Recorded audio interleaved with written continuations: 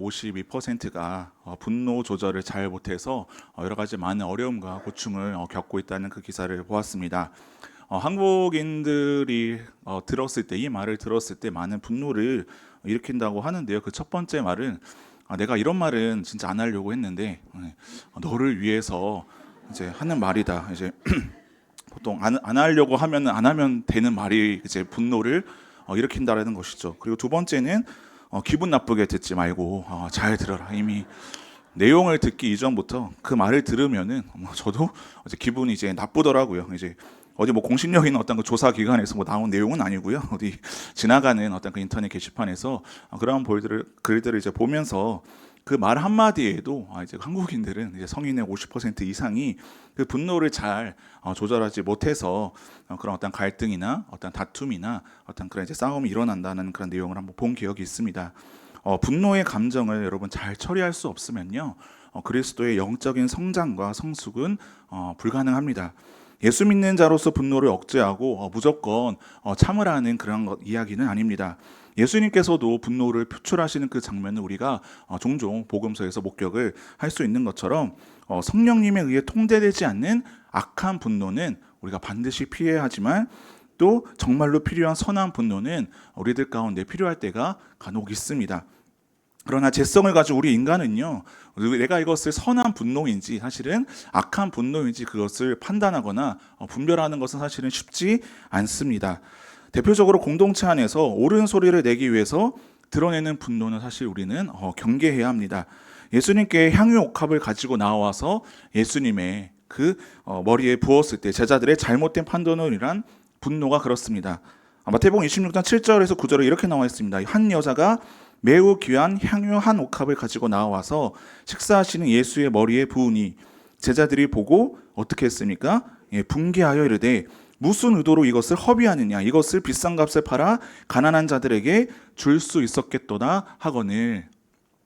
사실 제자들의 그 시선과 판단은 틀린 것은 아닙니다. 모두가 사실 수긍할 만하고 공감할 만한 그러한 모습입니다. 그 비싼 그 향유를 팔아다가 차라리 가난한 사람을 도와주는 게 훨씬 낫지 않겠느냐, 옳은 소리를 했습니다.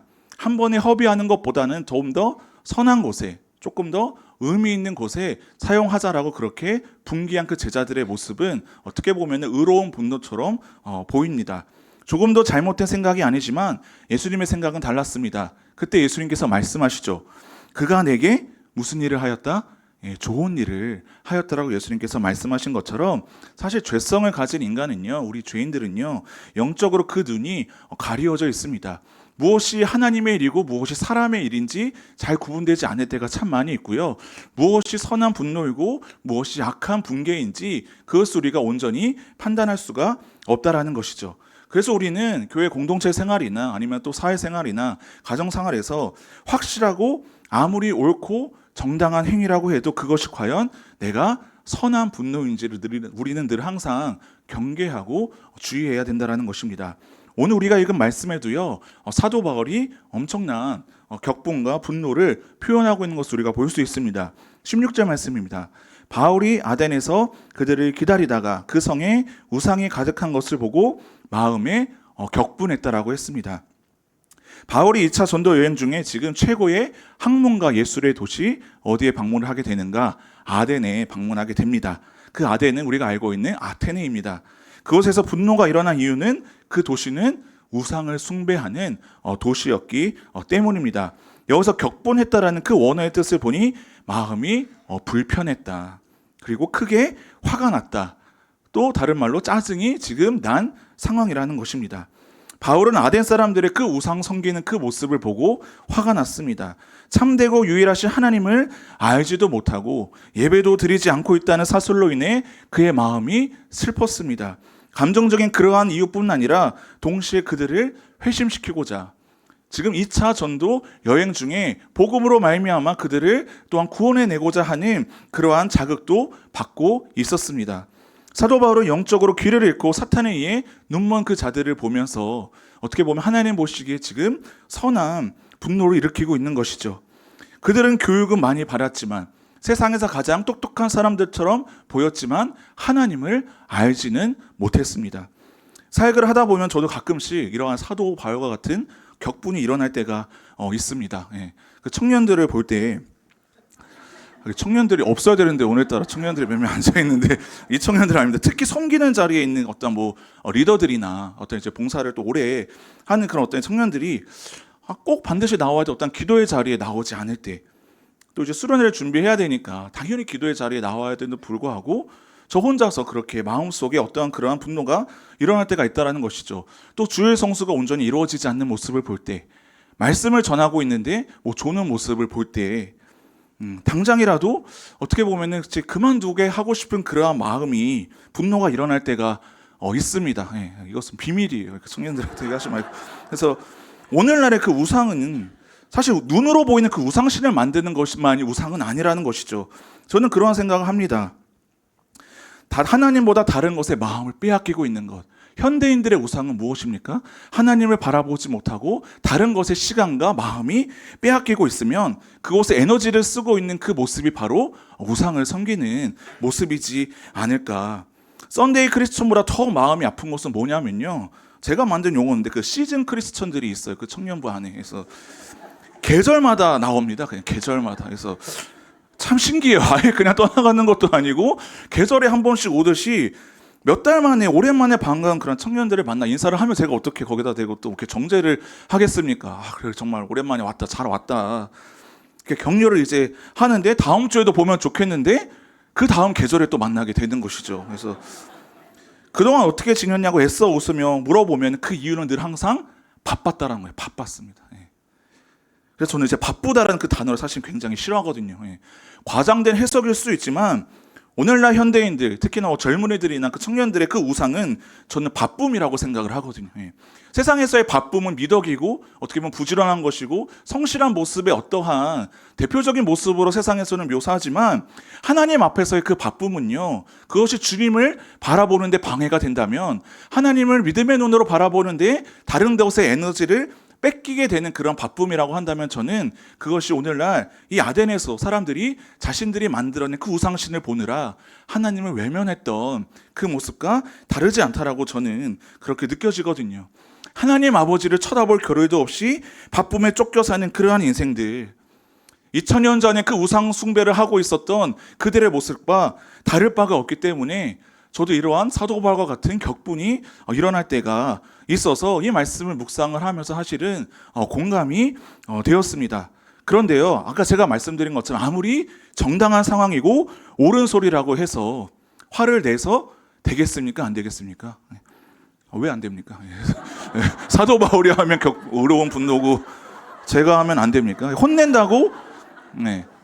웃으라고 한 말이 아닌데 혼낸다고 사실은 변화되는 사람은 거의 없더라고요. 최근에 든 하나님께서 주신 저희 깨우침이거든요.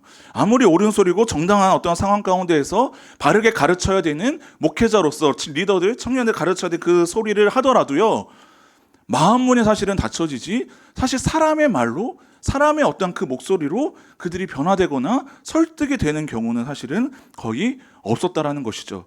그러면 우리는 어떻게 해야 되는 것입니까? 바울이 마음에 격분한 것은요, 자기의 혈기가 아니었습니다. 그의 안에 계시는 그의 영이 격분했던 것이죠. 그의 안에 계신 그 영이 여러분 누구입니까? 바로 성령 하나님입니다. 사도행전의 그 말씀 별명은 무엇이라고 했습니까? 성령 행전이다. 사도들이 무언가를 일으키고 기적을 일으키고 복음을 전하는 것 같지만 그 대단해 보이는 그 사도 바울 안에서 일하시는 분은 바로 살아계신 하나님이셨거든요.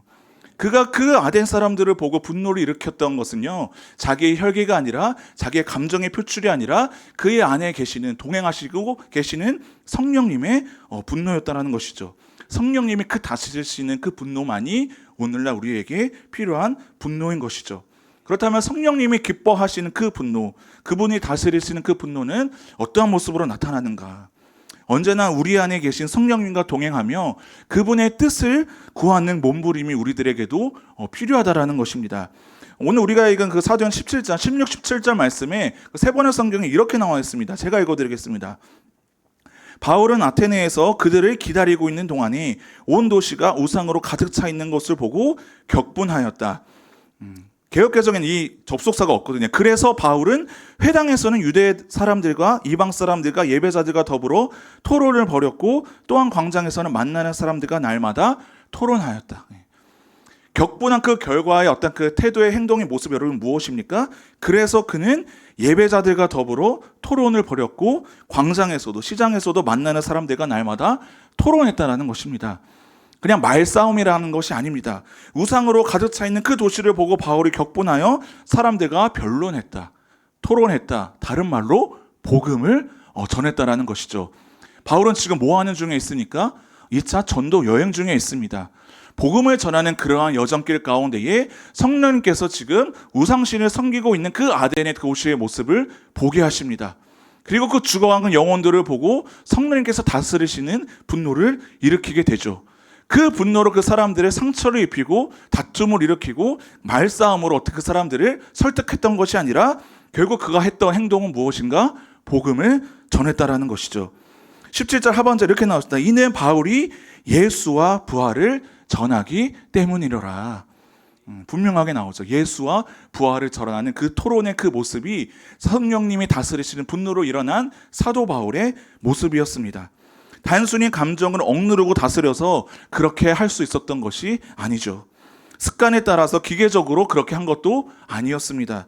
늘 해오던 대로 성령님과 동행했던 그 바울은요, 하나님과 친밀한 교제를 누렸던 그 바울은요, 성령님이 다스리시는 그 분노로 인하여서 그는 하나님의 말씀을 전하는, 복음을 전하는 그 자리에서 그 사람들과 토론을 벌였던 것이죠.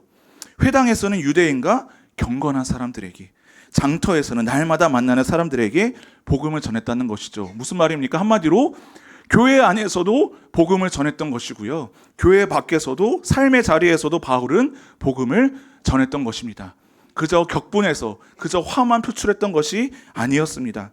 바울은 자신의 격분의 감정을 복음을 전하는, 정말로 생명 있는 말씀을 전하든 복음을 전하는 자로서 그 살아가는 모습을 오늘 우리가 그 말씀을 통해 보게 됩니다. 소망 없는 현실을 보고 자신의 부정적인 감정에 휩쓸리는 우리가 되지 않기를 여러분 바랍니다.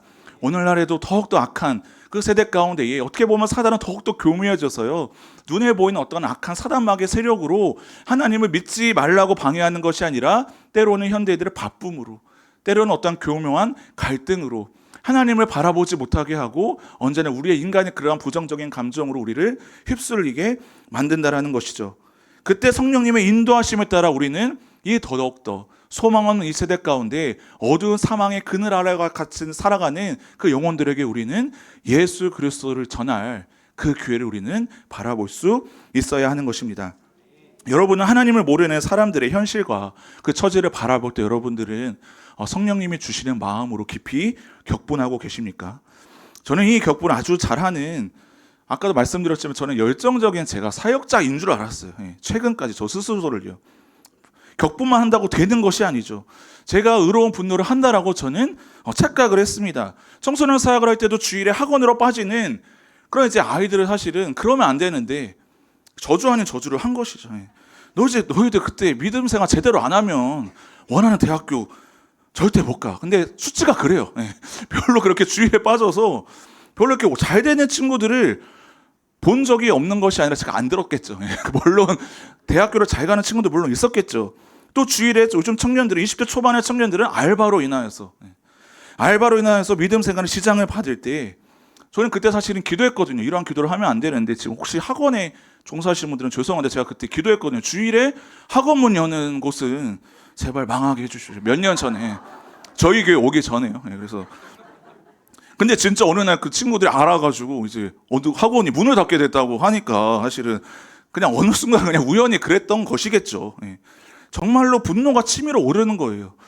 여기서도 이제 고등부 때 설교를 전하는데 항상 늦게 오는 친구들이 있는 거예요. 그래서 하나님 말씀만 전해야 되는데 사도 바울처럼 예수와 부활만 전하면 되는데 그렇게 늦게 올 거면은 내일 오지. 그래서 왜 이렇게 늦게 와서 나 이렇게 화나게 항상 이렇게 광고 시간에 오는 애가 있는 거예요. 저희 교회가 아니고 이전 교회였어요. 그래서 야, 그렇게 늦게 올 거면 왜 오니? 제가 항상 그런 분노를 일으킨 것이죠. 어떻게 보면 사역자로서 어떤 그런 열정으로 저 자신을 포장했던, 그렇게 한다고 그 영혼들이 과연 변화됐는가? 그런 경우는 사실은 100% 없었다고 저는 생각을 합니다. 나의 분노로 인해서 과연 선한 열매가 나타났는가?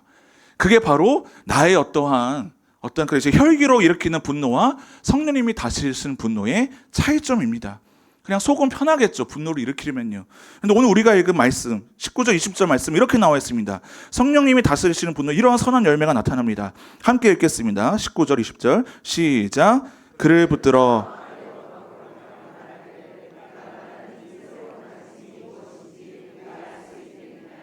내가 어떤 이상한 것을 우리 귀에 들려주니 그 무슨 뜻인지 알고자 하노라 하니.